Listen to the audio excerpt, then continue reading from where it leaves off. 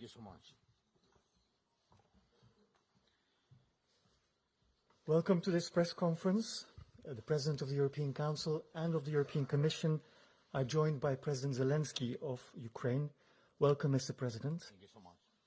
You have translation on Channel 3.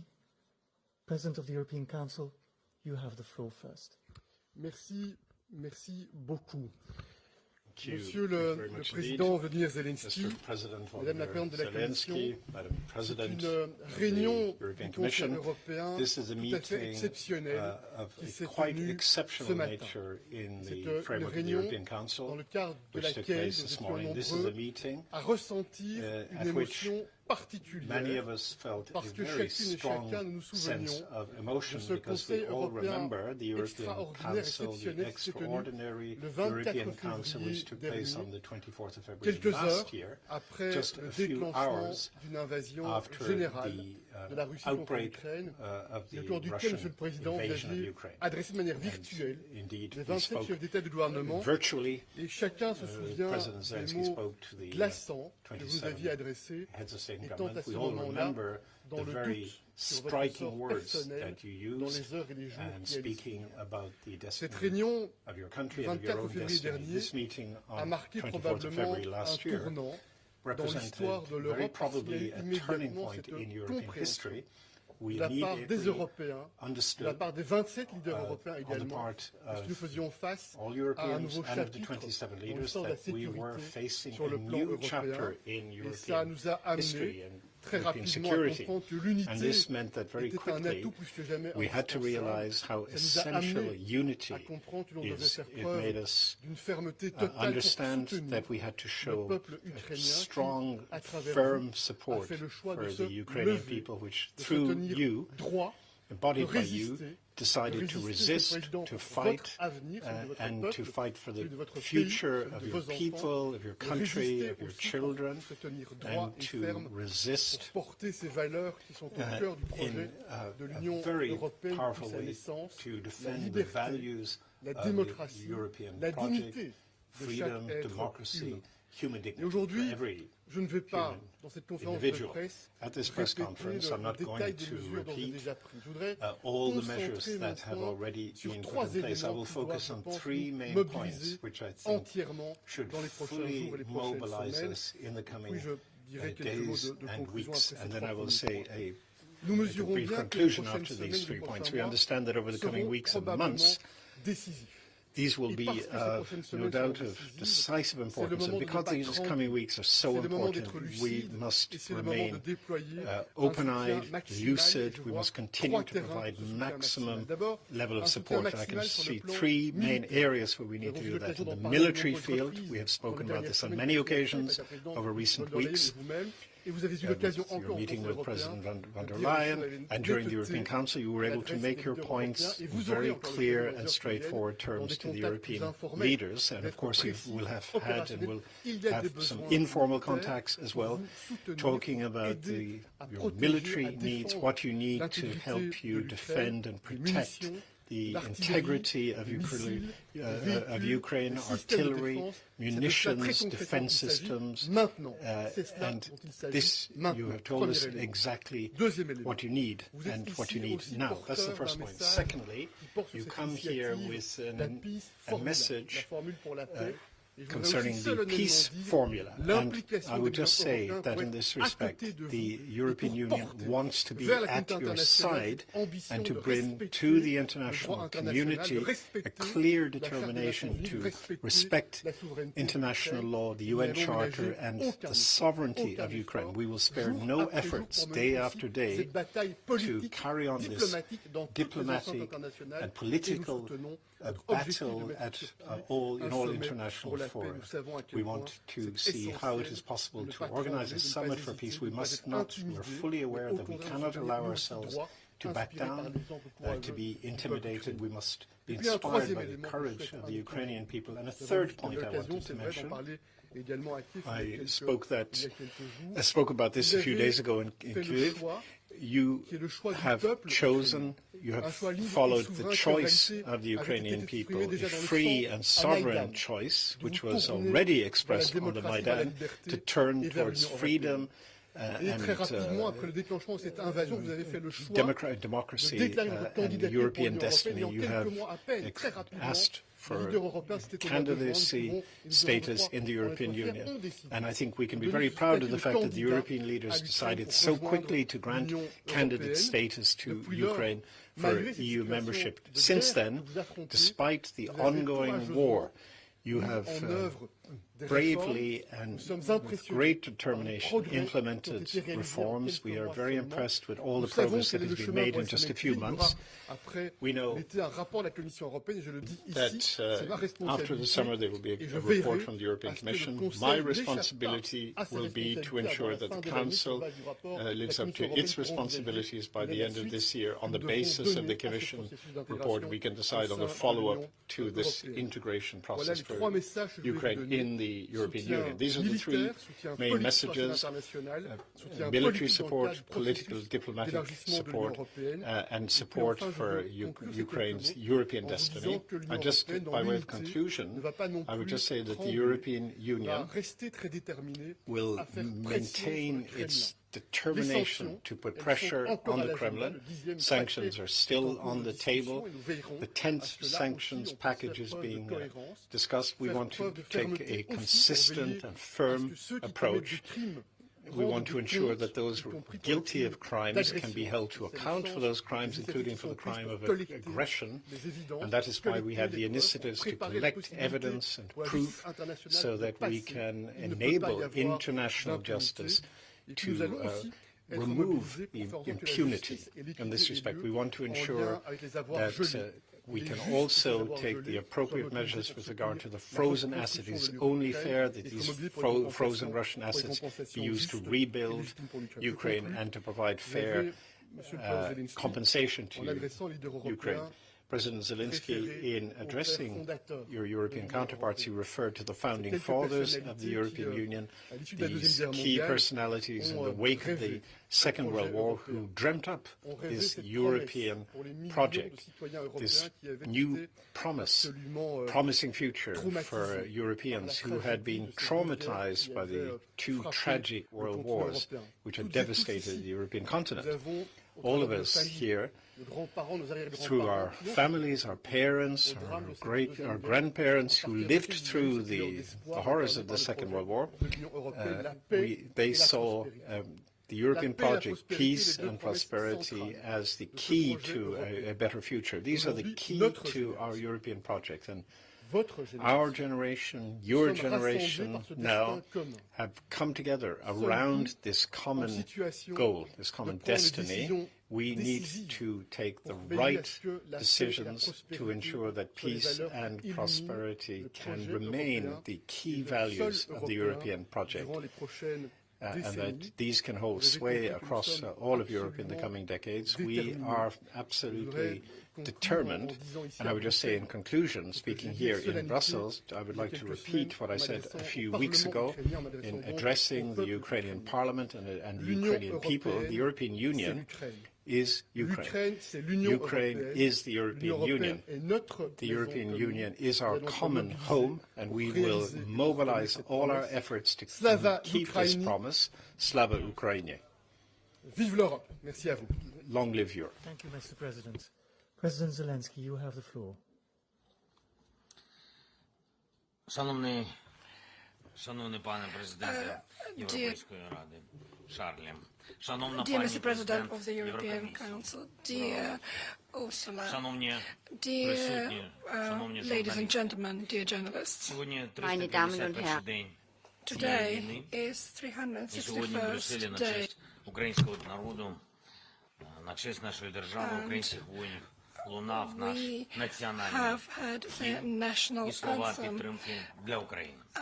Для України, яка бореться, яка зможе захистити свою незалежність, нашу спільну європейську свободу. Пане президенте, Шарлі, я дякую тобі за запрошення взяти участь Європейської Ради. І це абсолютно, я вважаю, справедливо, що Україна традиційно бере участь у засіданнях лідерів that Ukraine takes part in the meetings of the European leaders. The Ukrainian language is part of the European discussion. Ukrainian language is part of the European Parliament, and that is a part, indeed, of the European practice when Ukraine will be a part of the European Union. Dear Ursula, dear President, I would like to thank you for the joint efforts of the Ukrainian government and the European Commission in Kiev. In our state, where we discussed not just our issues of defense, but our future, our movement and our integration, our real life, the defense and protection of our everyday life and our values. I'm absolutely sure that not just Ukrainian, but the European values as well. I have just participated in the meeting of the European Council. Yes, it was a closed meeting, but I want you to understand and to get the feeling of what we discussed. And this sense was defined by one of the leaders of the European Union, who said that the long-term peace in Europe will only happen when Ukraine will gain the victory and will become the member of the European Union. This is the unity we've managed to build. The unity which means that the European Union will be with us until the victory of Ukraine, and Ukraine will become the part of the European Union. Our discussions in Brussels have been very concrete, very precise. We were talking about security, we were talking about this saving lives and stability. We were talking about the return of justice. And these values are not just Ukrainian values, they're European values as well. We have discussed this, and Ukraine used to export the electricity to the European Union. We were making your social life, your welfare dependent on that, but Russia has occupied and switched from the network our nuclear power station. That is the violation of your interests. Values, yes, but also the interests. And we can talk about every single element of the Russian aggression in the same way. Yes, they are trying to destroy our economy and our cities, but they're doing it in such a way that it should affect all the Europeans.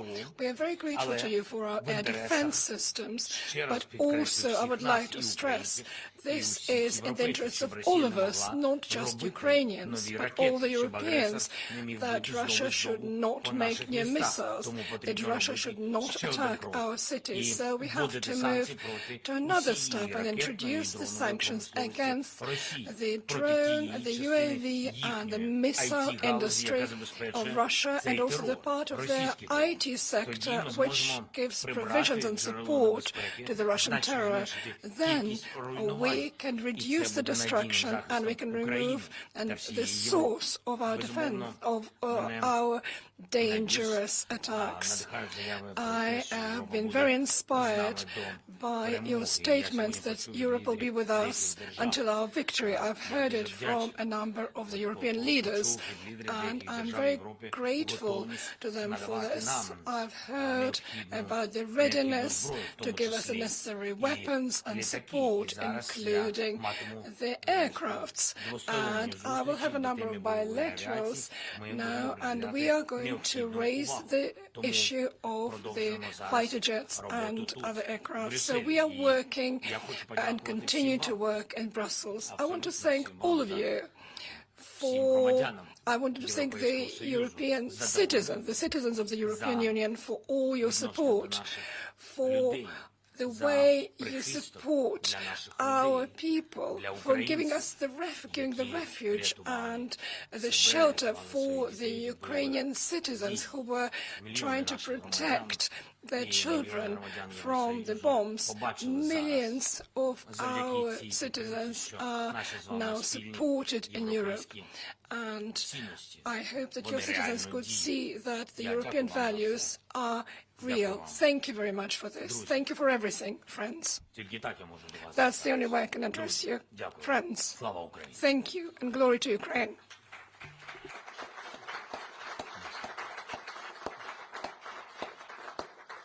Thank you, Mr. President. Madam President, you have the floor. Thank you very much, Mr. President. Dear Volodymyr, thank you. Thank you for coming to the heart of the European Union.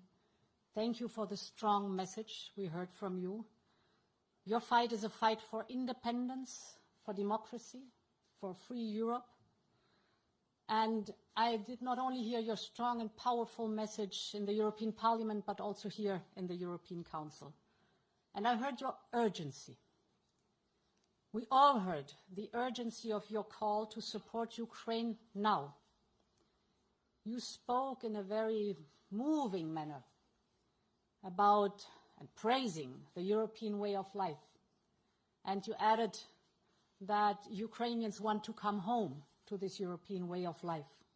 And indeed today, you see we are one family, we have one vision, and family members help each other.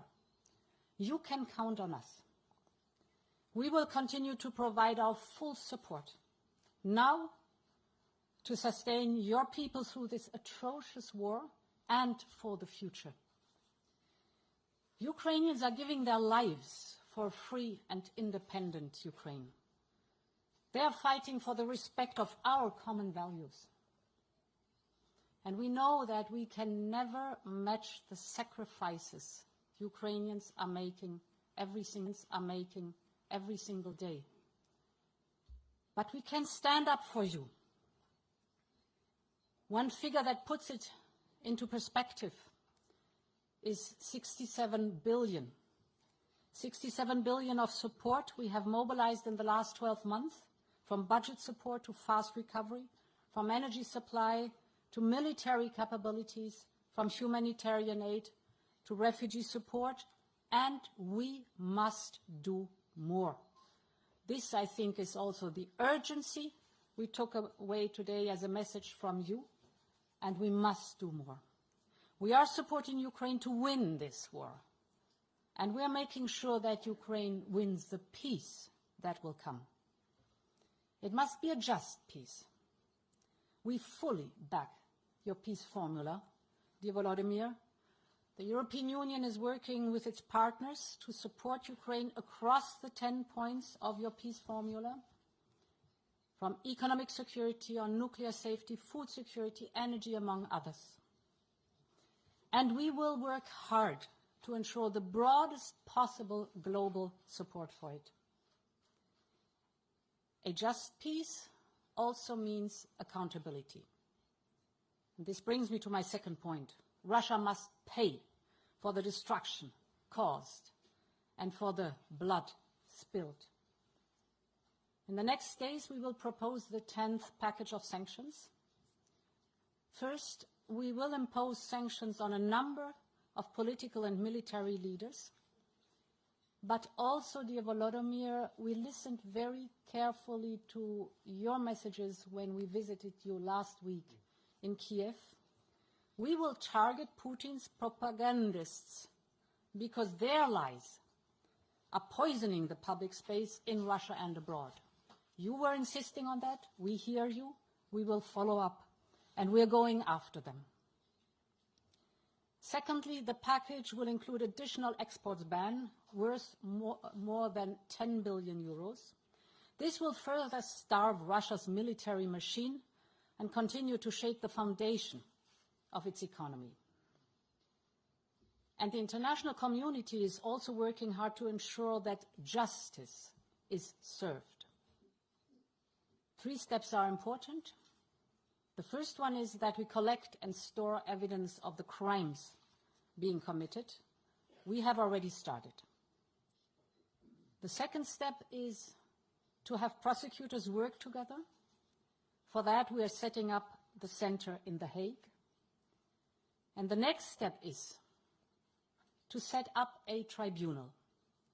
Here, the discussions are ongoing about the exact structure.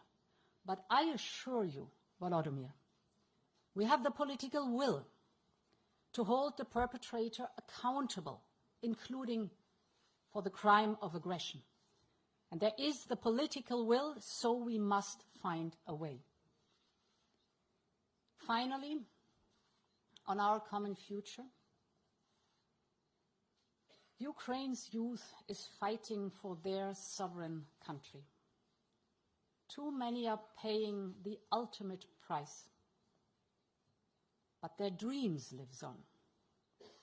Dreams of a new Ukraine, not only free, democratic and European, but also fair and green and prosperous. We are already laying the groundwork. We have built the reconstruction platform, which has gone live now. Our partners start seconding experts to the Secretariat, which we are hosting in Brussels and in Kiev. The response to our call is amazing. Our cities are joining too.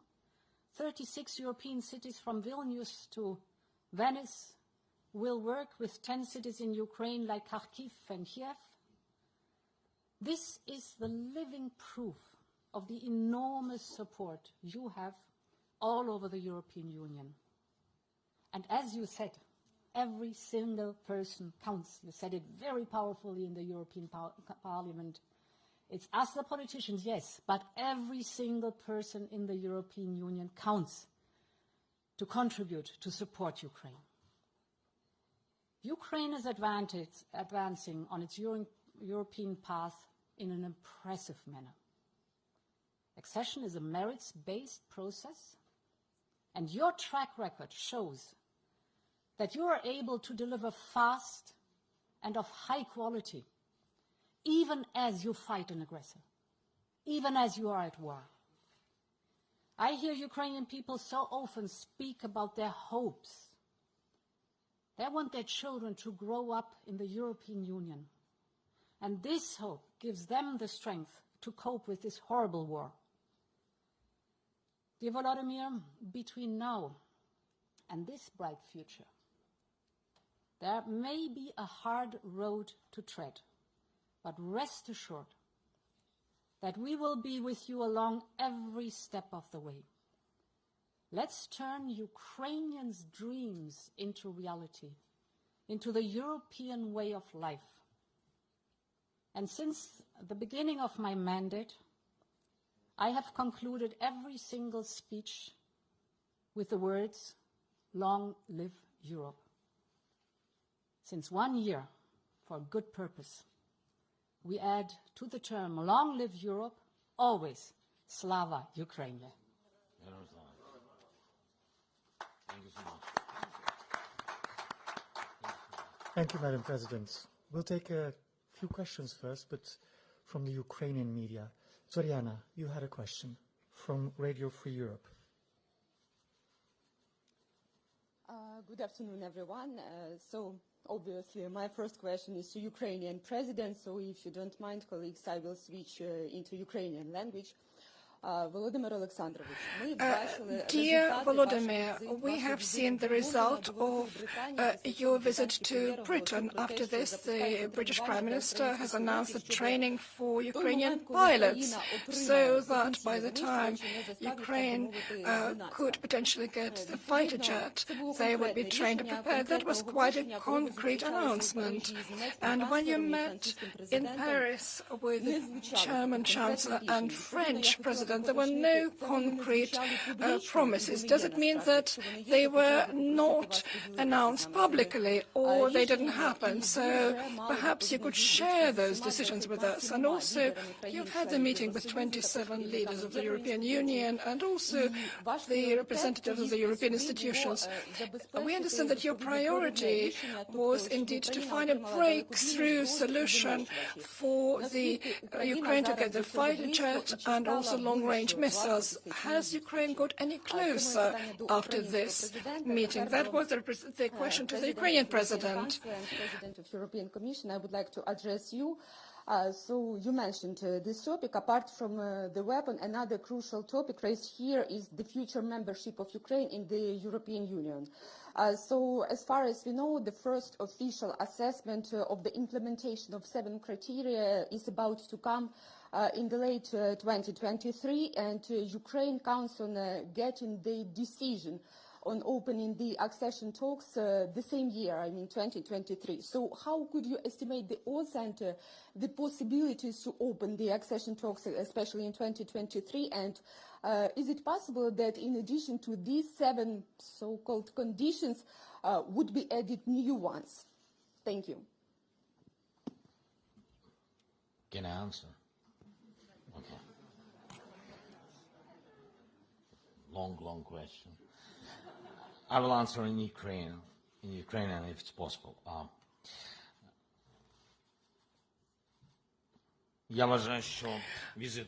think that our visit to London has achieved results, and we have moved towards the dissolutions concerning the long-range missiles and the training of our pilots.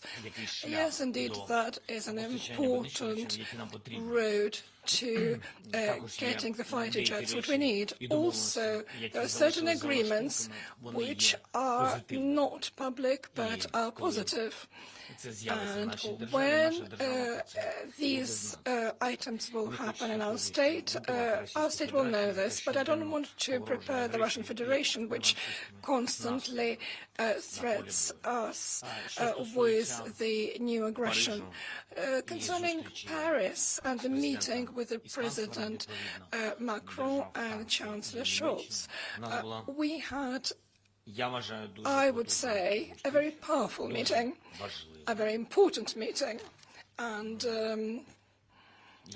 I see this meeting as a positive one. And talking about concrete decisions, indeed, I would not want to announce many things publicly, but all I can say is that we were working towards the enhancement of our capabilities.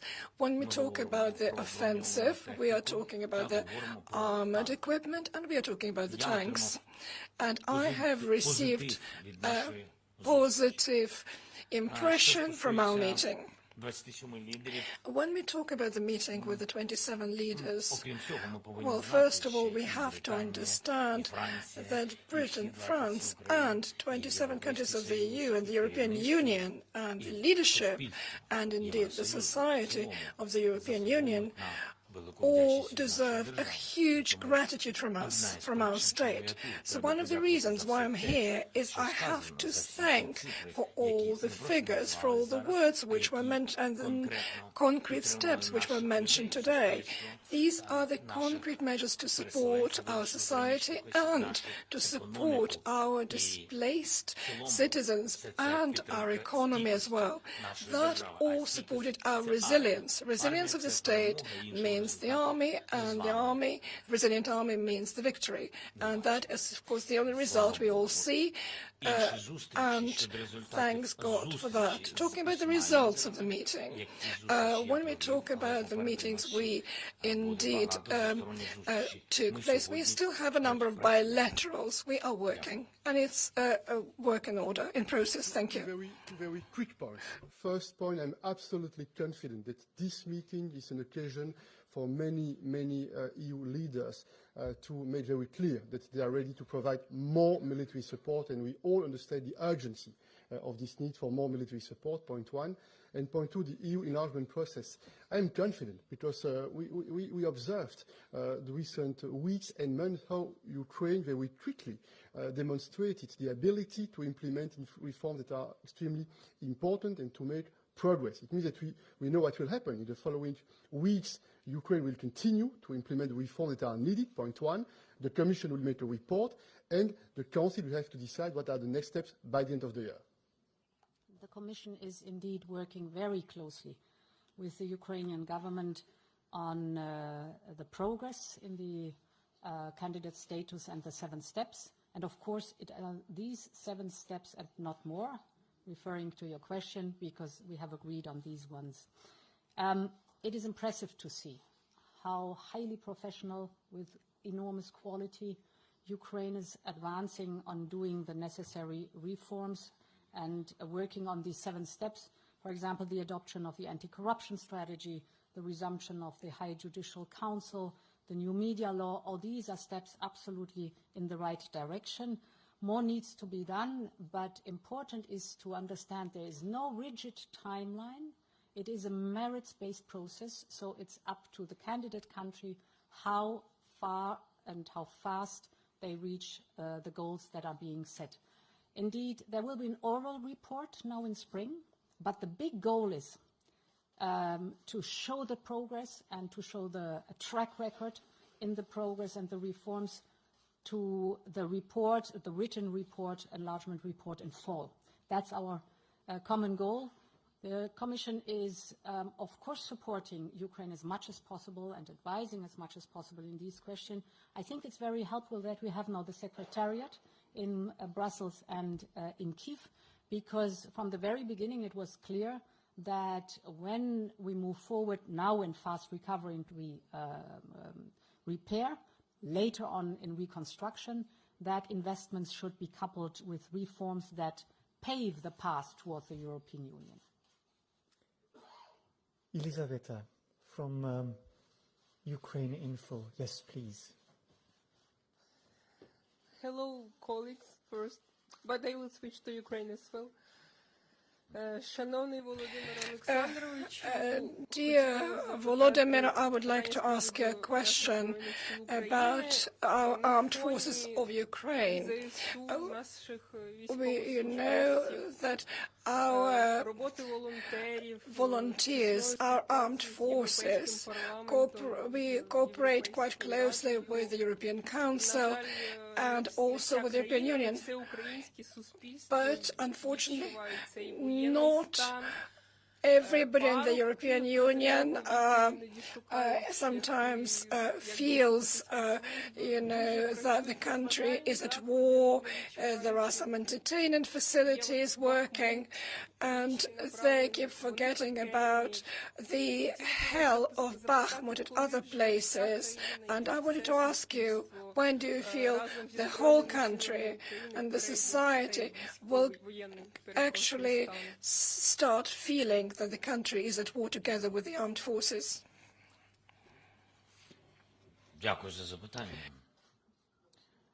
Thank you very much for this question. I think we shouldn't mix everything together. It's very difficult to wage war for such a long time.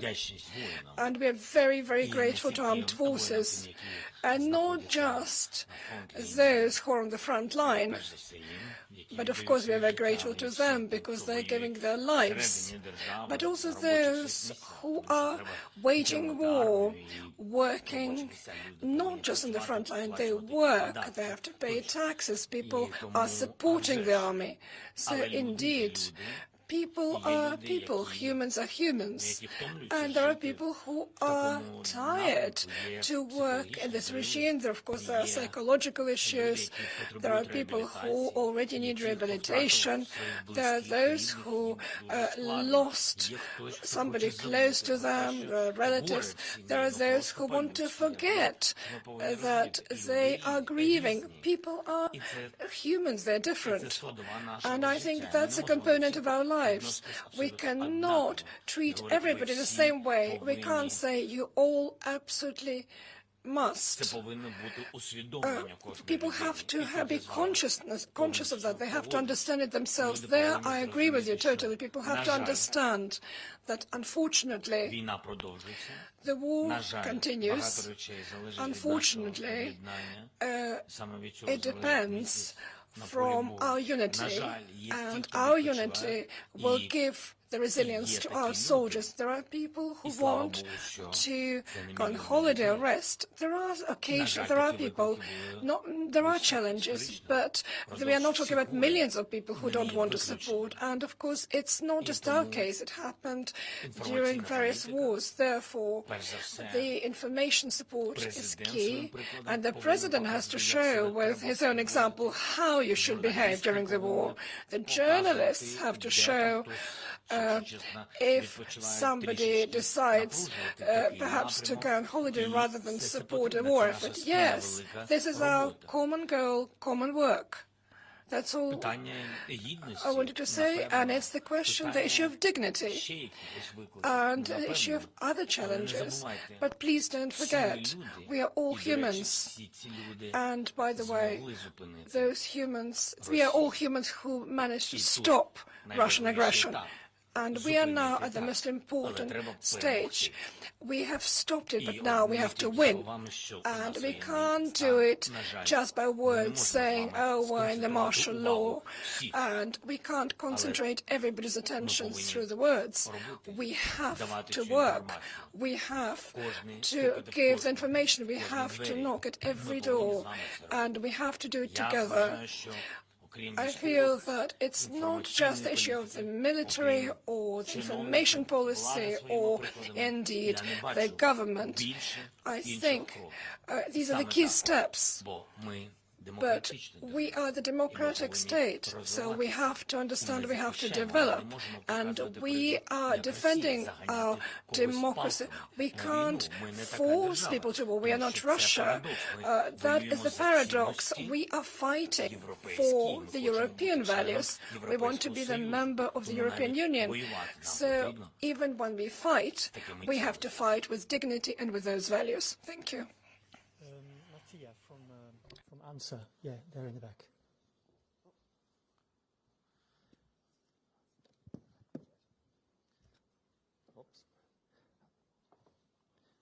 Hello, Mr. President.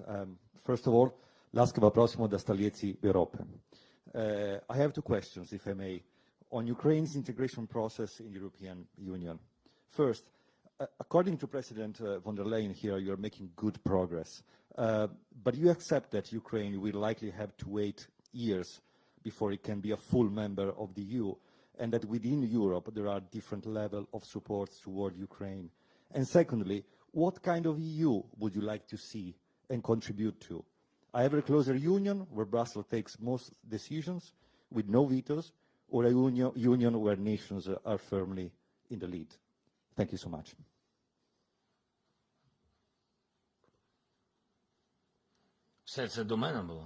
Was it all to me?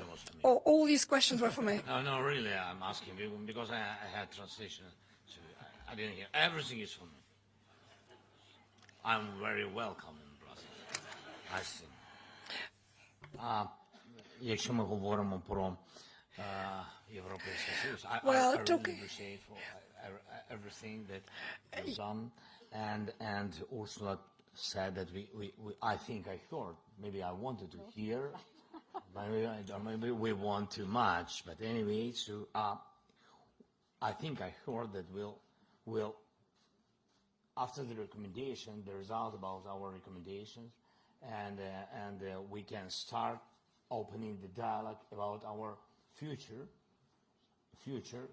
or in EU, yes, and my question is to everybody. To everybody, yes, we need unity in this case. So and that's why, of course, we need this year. We want very much to motivate us and to motivate, by the way, to motivate our army, because they attacked by Russians and by all this aggression. To motivate, we are fighting for, and we need these four. And one of these very important four, of course, sovereignty, of course, Ukraine, children, homes, and of course, membership. And that's why, of course, we need it this year. And this year, Charles, when I say this year, I mean this year. I mean there's 2023. I feel very well the responsibility to get unanimity in the European Council, but we'll do our best. I have one more question because we have to start at some point with the European Council again. Yes, Effie from Euronews. Thank you, President, and welcome to Brussels. So I would like to insist to the practical part of all this meeting. So you mentioned fighter jets, but I would like to ask you, how satisfied are you of the level of delivery of weapons and arms by the EU so far? And what would be your expectations from today's meeting? And I mean, is it just a high symbolism visit, or you expect to get some very concrete promises for fighter jets or other stuff by your EU counterparts? And also for the presidents, do you see a common ground for providing this kind of warplanes to Ukraine being reached anytime soon? And is it still a decision to be taken at an EU level? Thank you.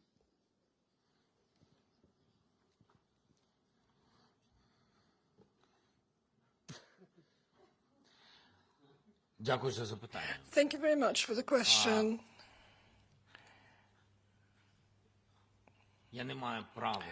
I haven't got the right. I simply haven't got the right to come back home without the results. That depends on the partners and from me personally. And for me, it's very important that all the talks we conduct can lead to the result, should lead to the result. And perhaps that's slightly impertinent, but that's not cynical. That's pragmatic point of view. And I have to believe there are no emotions. The emotions are left on the 24th of February last year. We are just pragmatic. For us to survive, we need the weapons. We need these weapons. And that's what I'm talking about. For us to survive, we need these financial funds. And I'm not trying to hide behind the words when I say we are defending our common values. I'm absolutely sure we are doing that. And I hope that you understand that when you help Ukraine, you're helping yourselves. And you have to make it in such a way that later you shouldn't understand it in a practical way, so that later you don't have to defend yourselves. So please, it's important to give this assistance earlier. This is my approach. And let's see, of course, there are positive signals concerning the respective weapons. We've got positive signals that we hear each other. And I really want these signals to move to concrete sounds, to concrete voice. The voice that is not afraid that Russia will hear this voice. And I'm absolutely sure that the countries of the European Union during this year moved from doubts, but have significantly moved to a more grown-up approach, more powerful approach. We need your powerful voice. We need your powerful, concrete support. Un mot très rapidement. Dans les heures qui ont suivi cette agression généralisée du 23 et du 24 février, dans les heures qui ont suivi, l'Union européenne a pris une décision historique pour l'Union européenne. C'est la délivrance pour la première fois dans l'histoire de l'Union d'armes à l'Ukraine. Et je n'oublierai pas nos appels téléphoniques le vendredi, le samedi matin qui ont suivi ce Conseil européen et cette attaque par la Russie, et le moment où en quelques heures, les 27 chefs d'État et de gouvernement ont donné leur mandat au ministre de la Défense pour délivrer des armes. Et nous savons que dans les heures qui ont suivi, les premières armes arrivaient pour soutenir les forces armées ukrainiennes. Et donc, lorsqu'il y a quelque temps, nous avons discuté avec Volodimir Zelenski, quand je lui ai fait la proposition de venir ici à Bruxelles et rencontrer en personne les dirigeants européens, ce n'était pas simplement pour offrir la possibilité d'une tribune médiatique supplémentaire, c'est bien pour des décisions. Nous mesurons bien que ce qui fait la différence, ce ne sont pas les mots sont importants bien entendu, mais ce n'est pas suffisant. Ce qui fait la différence, ce sont les capacités militaires pour faire face, pour repousser cette agression, et c'est bien de cela dont il s'agit, et je suis très confiant, je le répète encore une fois, que plus doit être fait et que plus sera fait en termes de soutien, et certainement en termes de soutien militaire. So, Charles has described that the delivery of military capability is not a decision taken at EU level of the institutions, but a sovereign decision of the member states. Of course, there's a strong coordination, and you have seen the living proof of delivery of military capabilities. But everything else is done and coordinated at the European level. So the 67 billion for the past are a symbol for that. As I said, we need to do more, and we will do more. Be it the economy, be it the integration of the Ukrainian economy in the single market, be it energy, be it the solidarity lanes, be it the support for the Ukrainians that are fleeing Putin's bombs and are in the European Union. This is all topics that are being pushed forward, including the sanctions on the European level that we are working on. But the delivery of military capabilities is a sovereign decision of the member states. Thank you to the three presidents. President Zelensky, to you and your team, safe travels. Back Thank to you so you. much. We have to